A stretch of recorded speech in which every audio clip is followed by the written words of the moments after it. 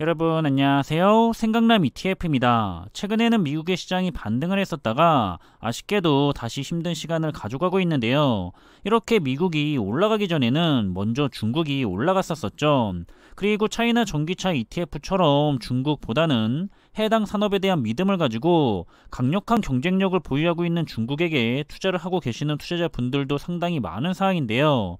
이런 차이나 전기차 부분처럼 높은 성장과 성과가 기대가 되는 분야가 또 있다고 하는데, 그럼 한번 관련된 내용을 살펴보겠습니다. 일단 현재 중국이 전폭적으로 지원을 해주고 있는 산업은 대표적으로 반도체 산업과 전기차 산업, 그리고 신재생 에너지 산업 부분이 있는데요.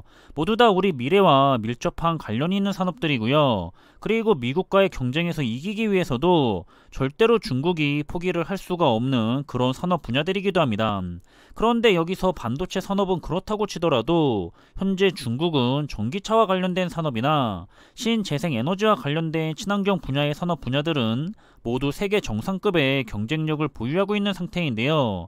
따라서 중국이라는 차이나 리스크가 부담스럽기는 하더라도 중국이 전폭적으로 밀어줄 수밖에 없는 이런 산업 분야들은 앞으로도 계속해서 큰 성장을 믿고 투자를 하시는 분들도 상당히 많은 사항입니다. 따라서 현재 중국도 전 세계적인 흐름에 맞춰서 탄소 중립에 대한 목표를 달성하기 위해 엄청난 투자를 하고 있는데요. 올해만 해도 안정적인 인프라 투자를 함께 명시를 하면서 전반적인 에너지 전환의 발판을 마련하고 있습니다. 조금 더 구체적으로는 에너지의 저탄소화 전환과 함께 대형 풍력과 태양광 발전 프로젝트 건설, 그리고 전력 공급 패키지 계획 등과 같은 신재생 에너지 산업에 대한 중국 정부의 의지를 확인시켜 주기도 했고요. 그리고 중국이 글로벌 최상의 경쟁력을 가지고 있는 분야도 바로 태양광과 풍력 분야인데요. 우선 태양광 분야는 올해 6월까지만 해도 신규로 설치한 설치량이 전년 대비해서 137%나 상승을 했고요.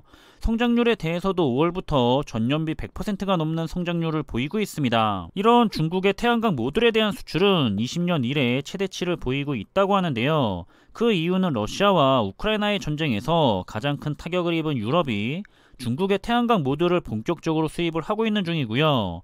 따라서 러시아 전쟁의 수혜를 중국도 크게 보고 있는 상황입니다. 이런 중국은 올해 상반기에만 태양광 모듈 수출이 전년비 74%나 늘어났다고 하고요.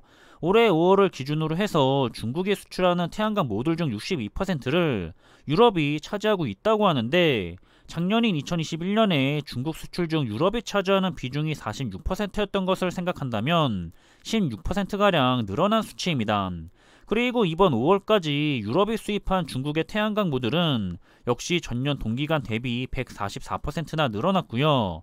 따라서 앞으로도 유럽에 대한 수출량이 더 늘어날 기세를 보이고 있는 데다가 중국 내 신규 태양광 설치량도 더 증가할 것으로 전망이 되고 있는데, 앞으로 대외적인 변수가 급변하지만 않는다면 늘어나는 추세가 계속해서 이어질 것으로 보고 있습니다. 그리고 보통 중국의 신재생 에너지를 이야기하면 가장 먼저 떠올리는 것이 태양광이라고 하는데요. 하지만 사실 중국은 태양광 못지않게 풍력에서도 남다른 성장성을 보이고 있습니다.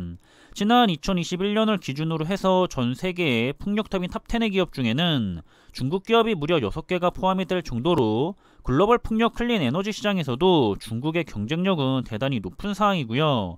2021년 대비해서 올해인 2022년에는 중국의 풍력 설치량이 약 1.5배 정도가 늘어날 것으로 예상이 되는데, 글로벌 존재감은 더욱더 확실해질 것으로 시장은 전망하고 있습니다. 이제는 글로벌 트렌드도 해상 풍력으로 이동을 하고 있는데요. 그래서 경쟁력을 갖추는 것이 중요해진 상황인데, 이런 상황에서 중국이 해상 풍력의 비중을 빠르게 늘리고 있다는 소식이 시장에서는 이목을 끌고 있다고 합니다.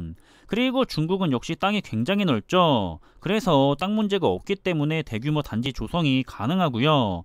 기술력 또한 세계 정상급의 기술력을 가지고 있기 때문에 시장에서는 이런 중국의 풍력에 대한 발전의 기대를 크게 하고 있는 모습입니다. 따라서 미래에셋 자산운용에서는 직접적으로 연관성이 높은 자신들의 타이거 차이나 클린 에너지 솔렉티브 ETF를 한번 눈여겨보라고 하고 있는데요.